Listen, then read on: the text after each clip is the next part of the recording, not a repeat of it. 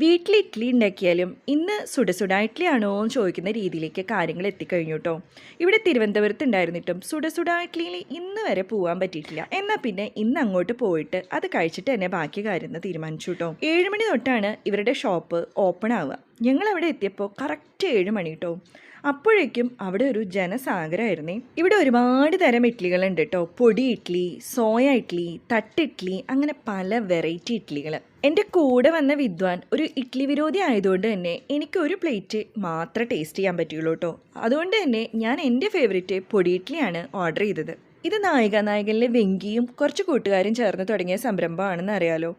അവർ തന്നെയാണ് കേട്ടോ, ആ റീലിൽ കാണുന്ന 4 പയ്യന്മാർ തന്നെയാണ് ഇവിടെ ഓർഡർ എടുക്കുന്നതും കുക്ക് ചെയ്യുന്നതും സെർവ് ചെയ്യുന്നതും പൈസ മേടിക്കുന്നതും ഒക്കെ. പിന്നെ വേറൊരു ചേട്ടൻ നിന്ന് ഇഡ്ഡലി ഉണ്ടാക്കുന്നുണ്ട്. ഇവിടെ ഇരുന്ന് കഴിക്കാനുള്ള സൗകര്യമൊന്നുമില്ല കേട്ടോ. എന്നാലും തിരക്കിനൊരു കുറവുമില്ല. പത്മനാഭസ്വാമി ക്ഷേത്രത്തിൻ്റെ വളരെ അടുത്താണ് ഈ ഷോപ്പുള്ളത്. അതുകൊണ്ട് തന്നെ അമ്പലത്തിൽ വരുന്നവരും പോകുന്നവരും ഒക്കെ ഇവിടുന്ന് ഇഡ്ഡലി കഴിക്കുന്നുണ്ട്. നമ്മുടെ സുടസുട ഇഡ്ഡലിയുടെ അടുത്ത് തന്നെയാണ് കേട്ടോ തിരുവനന്തപുരത്തെ സ്പെഷ്യൽ ബാലാജി ഹൽവയും കേസരിയും ഒക്കെ ഉള്ളത്. ഞങ്ങൾ ഇതുവരെ ടേസ്റ്റ് ചെയ്യാത്തതുകൊണ്ട് എന്നാൽ പിന്നെ അതും കൂടി അങ്ങ് ടേസ്റ്റ് ചെയ്യാമെന്ന് വിചാരിച്ചു. അവിടെ നല്ല ചൂടോടെ വാഴയിലയിൽ നമുക്ക് അപ്പപ്പോൾ ഹൽവ സെർവ് ചെയ്യും. 20 രൂപയാണ്. പക്ഷെ ഞങ്ങൾക്ക് വയറില്ലാത്തതുകൊണ്ട് തന്നെ ഞങ്ങൾ അവിടുന്ന് പാഴ്സൽ വാങ്ങുകയാണ് കേട്ടോ ചെയ്തത്.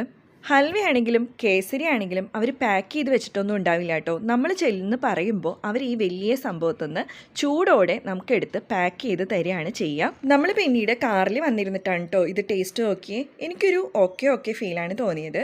പൈനാപ്പിൾ ഇട്ട ഈ കേസരിയും അതുപോലെ തന്നെ ഹൽവയും ഒക്കെ നല്ല ടേസ്റ്റ് ഉണ്ടായിരുന്നു. എന്നാലും ഒരു ഭയങ്കര സ്പെഷ്യൽ എന്നൊന്നും പറയാൻ എനിക്ക് തോന്നിയില്ല കേട്ടോ. അപ്പോൾ പത്മനാഭസ്വാമി ക്ഷേത്രം കാണാൻ വരുന്നവർ ഈ ഇഡ്ഡലിയും അതുപോലെ തന്നെ ഹൽവയും കേസരിയും ഒക്കെ ഒന്ന് ട്രൈ ചെയ്ത് നോക്കൂ കേട്ടോ.